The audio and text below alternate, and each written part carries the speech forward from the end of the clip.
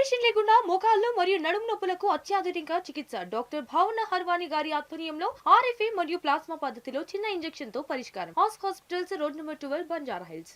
RTC driver Shankar Goud మృతికి CM Revanth Reddy బాధ్యత వహించాలని మాజీ మంత్రి హరీష్ రావు డిమాండ్ చేశారు. రేవంత్ సర్కార్ అలసత్వం, నిర్లక్ష్యంతో కార్మికులు ఆత్మహత్య చేసుకునే పరిస్థితి దాపురించిందన్నారు.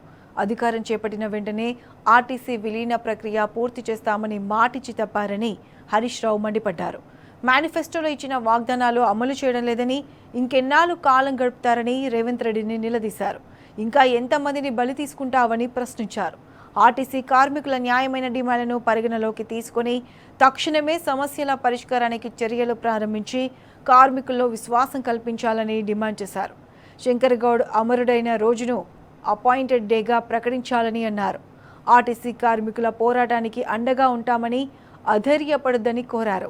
అంతా కలిసి న్యాయబద్ధంగా పోరాడి హక్కులను సాధించుకుందామని, తొందరపాటు చర్యలకు దిగొద్దని హరీష్ రావు కోరారు.